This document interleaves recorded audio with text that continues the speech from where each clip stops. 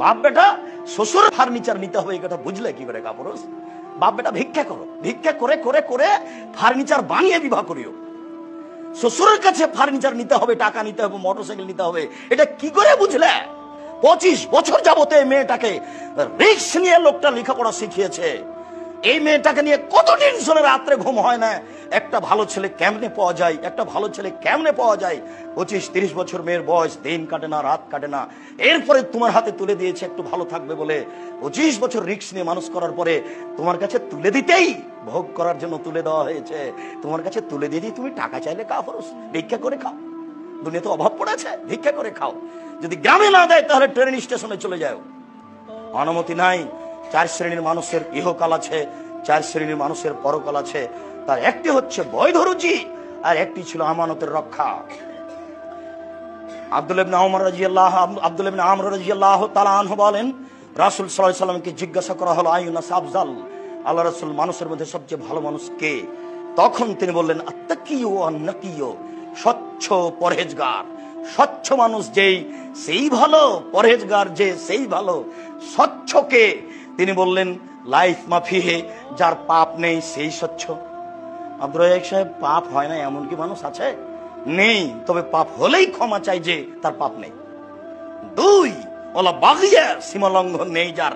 বহুবার বলেছি, আপনাদের বাড়ির সামনে একটা কুড়ে ঘর ছিল, তুলে দিয়েছেন, এটা হলো বড় সীমা লঙ্ঘন। কোর্টে দেখালেন, আমি বসতে দিয়েছিলাম আমার জমিতে, এখন আমার সাথে অন্যায় আচরণ করে, কোর্টে টাকা দিয়ে বাড়িটা তুলে দিলেন। গরিব মানুষ, আগে থেকেই ছিল ক্ষমতা দাপট, দলীয় দাপট, বুঝতে পারেনি দলীয় দাপট কত খারাপ, তুলে দিল। ও রাস্তায় ভিক্ষা করে বেড়ায়, এটা হলো বড় সীমা লঙ্ঘন। ছোট সীমা লঙ্ঘন হলো যে 100 মরিচ নিবেন লোকটার কাছে, 100 মরিচ দাঁড়িপাল্লা হয়ে গেছে। আপনি দেখছিলেন যে মরিচটা কেমন, তা একটা হাতে করে আছেন, এই মরিচটা কোথায় রাখবেন? এই মরিচটা যদি আপনার পাল্লায়, আপনার ব্যাগে রাখেন, আপনি সীমা লঙ্ঘনকারী, আপনি স্বচ্ছ নন, আপনি স্বচ্ছ নন। ওয়ালা গিল্লা, যারা আমানতের খেয়ানত আছে, আত্মসাৎ করে, সে স্বচ্ছ নয়। যার ভিতরে এই হিংসা আছে সে স্বচ্ছ নয়। 4টে জিনিস নেই যার, সেই স্বচ্ছ। পাপ নেই যার, 1, 2 সীমা লঙ্ঘন নেই যার, 3 আত্মসাৎ নেই যার, 4 হিংসা নেই যার। হিংসা এমনিতে হয়েই যায়, কেন জানি? পাশের দোকানে বিক্রি হয়, আমার দোকানে বিক্রি হয় না, তখন হিংসা হয়েই যায়। তখন হিংসা করবেন কার কাছে? তাহলে তাকদীরের উপরে ভরসার অভাব আছে। রাতে উঠে 2 রাকাত সালাত আদায় করে আল্লাহকে বলতে হবে, আল্লাহ, পাশের দোকানদারকে আমি ভালোবাসতে চাই, দয়া করে তুমি আমার ব্যবস্থা করো। মানুষ মাত্র হিংসা হয়েই যাবে, এটাই স্বাভাবিক। এরপরে প্রাণপণে চেষ্টা করতে হবে। আব্দুল্লাহ ইবনে আমর রাদিয়াল্লাহু তাআলা আনহু বলেন, কানা রাসূলুল্লাহ সাল্লাল্লাহু আলাইহি সাল্লাম ইজা আসাবাহু মিনাল মাগানিম, যখনই আল্লাহ রাসূলের কাছে কোনো গনিমত, 10-এর সম্পদ আসতো, তখনই তিনি বলতেন বেলালকে, ফামারা বেলালান ফাদা ফিন নাস, বেলাল জনগণকে ডাকাও, ফায়াজিউনা বেগানাইমিহিম, জনগণ যার হাতে যে টাকা পয়সা এসেছে 10-এর, সেটা নিয়ে উপস্থিত হতো। ফাইকাসমহু উইখামেসহু, 5 ভাগের 1 ভাগ করে 5 ভাগের 1 ভাগ নিজের কাছে রেখে দিতেন, বাকি 4 ভাগ যোদ্ধাদের মধ্যে বন্টন করতেন। ফাজারাজুলুন ইয়াওমান, বন্টনের পরে হঠাৎ একটা লোক আসলো, আল্লাহ রাসূলের কাছে এসে বলছে, আল্লাহ রাসূল, ইন্না হাজা ফিমা সাবনা মিনাল মাগানিম, এই যে আমার কাছে একটা রশি আছে, মিন শারিন লেজামান মিন শারিন, ঘোড়ার একটা লাগাম আছে, লুমের, চুলের লুমের, পশমের একটা লাগাম আছে আমার কাছে, এটা 10-এর সম্পদ। তখন আল্লাহ রাসূল বললেন, মা সামেতা বেলালান, বেলাল চিৎকার করে বলেছিল, যার যা আছে সেটা নিয়ে আসো। এই কথা কি শোনোনি? কালা নাম, জি হ্যাঁ শুনেছিলাম। মা মানা কান তাজিয়া বেহি, তো ওই সময় এটা নিয়ে আসনি কেন?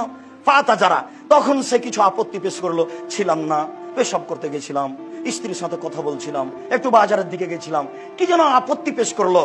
তখন আল্লাহ রাসূল বললেন, তাজবে হিয়াউমাল কিয়ামা, এইটা নিয়ে বিচারের মাঠে উপস্থিত হ। সুম্মা লাম ইয়াকবাল হান, তারপর থেকে আল্লাহ রাসূল তার কাছে নিলেন না, সামনাসামনি বললেন যে এটা নিয়ে বিচারের মাঠে আসিও, আমি তোমার কাছে এটা নিব না। তো নিয়ে এসেছিল, ভুল মানে ও বুঝতে পেরেছিল যে ডেকেছে বেলাল, তবু যায়নি।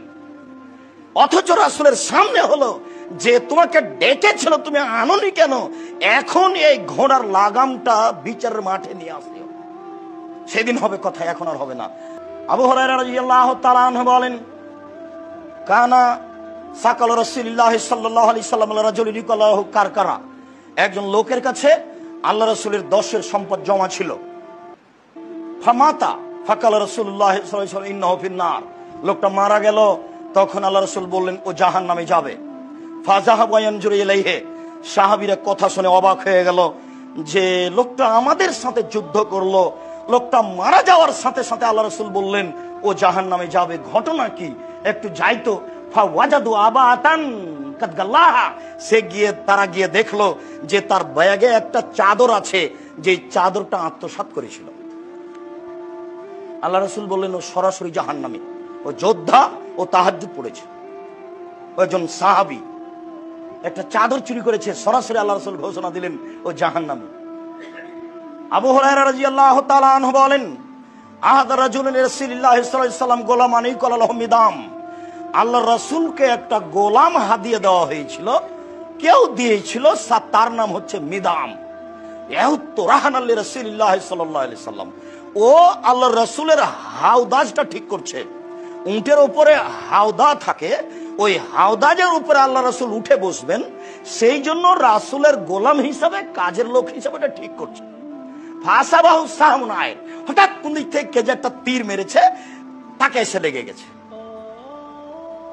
ফাকাতালাহু, তীরে এসে লাগতে সে লোকটা মারা গেল, তীরে এসে লাগতে লোকটা মারা গেল। ফাকালান নাস হানিয়াল্লাহুল জান্নাহ, তখন লোকেরা বলল এ জান্নাতি, পীর সাহেবের তো খিদমত করে মারা গেছে, জান্নাতি। মানুষ বলছে না, পীর সাহেবের কাছে ছিল, খিদমত করে মারা গেছে। রাসূলের নিজস্ব গোলাম, রাসূলের উটের উপরে হাওদাজ ঠিক করছে, হাওদাটা ঠিক করছে আল্লাহ রাসূল ওখানে উঠে বসবেন এই জন্য। হঠাৎ করে কোথা থেকে একটা তীর এসে লাগলো, তাতে মারা গেল। লোকেরা বলল লোকটা ধন্য, লোকটা জান্নাতে যাবে, লোকটা ধন্য, লোকটা জান্নাতে যাবে।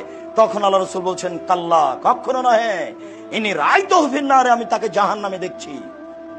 ওয়াল্লাযী নাফসি বিয়াদিহি, আল্লাহর কসম, আমি মুহাম্মদ বলছি, আল্লাহর কসম, আমি মুহাম্মদ বলছি, আল্লাহর কসম, ইন্না সামলাতা আল্লাতী আখাযাহা মিন খায়বারা মিনাল মাগালিম লাম তুসিবাল মাকাসিম, ও খায়বারের যুদ্ধে যেসব টাকা পয়সা কাপড় চোপড় পাওয়া গেছিল, তার মধ্যে থেকে একটা চাদর নিয়ে নিয়েছিল, যেটা ভাগ হয়নি, ভাগের পূর্বেই একটা চাদর নিয়ে নিয়েছিল।